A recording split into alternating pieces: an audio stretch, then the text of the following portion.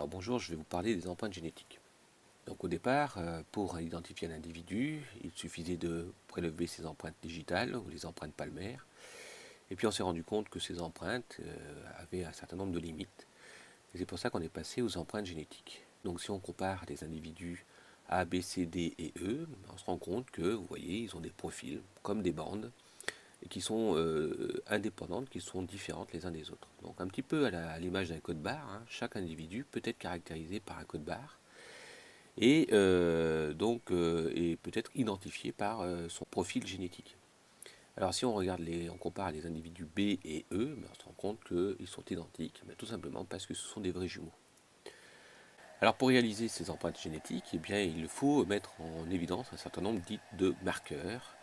Alors chez l'homme, la mise en évidence de ces marqueurs permet donc de réaliser des tests de paternité, ou de participer à des enquêtes judiciaires. Alors, pour les animaux et les plantes, les intérêts sont différents, évidemment.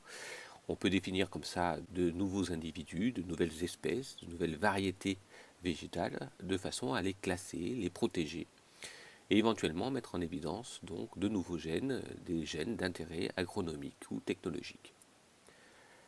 Alors, ces marqueurs en question, ils peuvent être soit biochimiques, c'est dans le cas des isoenzymes, mais nous n'en parlerons pas davantage, soit ce sont des marqueurs moléculaires. Alors, ces marqueurs moléculaires, eh bien, ce peuvent être des séquences qui sont non codantes ou codantes. Là, l'exemple que je vous propose sont des séquences non codantes qui sont des séquences dites répétées en tandem. Et chaque individu est caractérisé par en fait le nombre de répétitions de ces séquences qu'on appelle des satellites ou des microsatellites. Et cette différence constitue ce qu'on appelle un polymorphisme. Alors, je vais vous parler de la RFLP et des techniques de PCR. Dans le cas de la RFLP, eh bien, on va mettre en évidence en fait la position ou la disparition de sites de restriction. Un site de restriction, c'est l'utilisation d'enzymes qui coupent à des endroits très déterminés. Donc ici, je vous en donne un certain nombre d'exemples.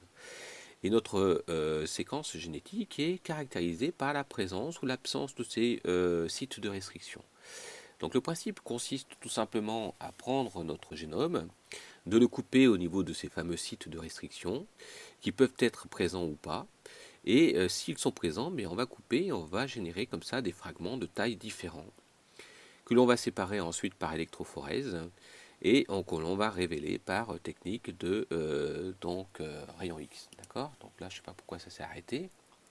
Enfin, peu importe. Donc on va séparer comme ça, selon les individus, bien on aura des bandes différentes. D'où la présence de ces fameux codes barres. Donc ici, vous avez plusieurs exemples. Je vais définir celui de gauche. Donc si on prend une victime de viol, donc on a fait un prélèvement vaginal et on a réussi à séparer la fraction masculine de la fraction féminine. Donc, et on voit bien que la fraction masculine est identique à la fraction de l'individu, du suspect, alors que la fraction féminine, évidemment, correspond à celle de la victime ainsi que son sang. Alors, vous pouvez faire pause pour donc identifier la tache de sang au suspect, et on se rendra compte qu'il s'agit de l'individu numéro 3. Alors, la PCR, la RFLP a pour inconvénient d'utiliser de grandes quantités de fragments, d'échantillons, et parfois, la quantité d'échantillons est relativement limitée. C'est la raison pour laquelle on va passer à la PCR.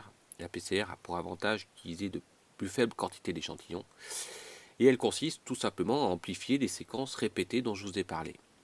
Alors le principe de la PCR consiste à utiliser des amorces qui sont de part et d'autre des séquences répétées et d'amplifier à l'aide de ces amorces ces séquences répétées.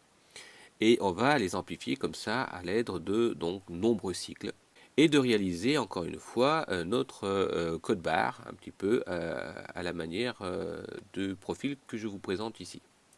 La technique de PCR a pour avantage d'amplifier une séquence répétée, mais on pourrait aussi amplifier de nombreuses séquences répétées, pourvu qu'on utilise des amorces différentes qui présentent donc des systèmes de repérage, donc par fluorimétrie, qui sont différents. Et on appelle ça du coup de la PCR multiplex. Donc pour retenir, c'est simple, La PCR classique amplifie une séquence.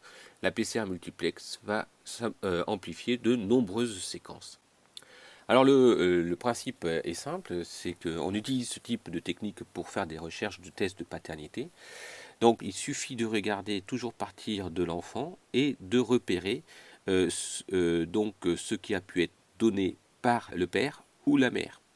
Donc en fait on ne peut déterminer ce qu'il peut y avoir en commun entre l'enfant et le père. C'est le cas par exemple ici du locus numéro 13 ou du locus numéro 12 également. Le locus numéro 6 ne peut pas être pris en compte puisqu'il provient, il est commun au père et à la mère également. Alors ici, par exemple, si vous pouvez faire pause, mais vous allez vite vous rendre compte que l'enfant n'a aucun locus en commun avec le père. Donc en fait ici, le père supposé n'est pas le père de l'enfant. Alors si on prend un cas d'agression sexuelle et que l'on compare la fraction masculine avec le suspect, de nouveau, on peut repérer que ils sont identiques, donc ce qui peut mettre en évidence et peut faire valoir que le suspect est bien impliqué dans l'agression sexuelle. Alors dernier exemple, dans le cas d'homicide, de la même façon, on peut repérer un certain nombre de locus et on se rend compte très rapidement que sur le pistolet, il y avait donc un échantillon qui a été prélevé et on se rend compte, ma foi, que le suspect n'a pas laissé d'échantillon sur ce pistolet, mais que le pistolet a certainement donc été porté par la victime.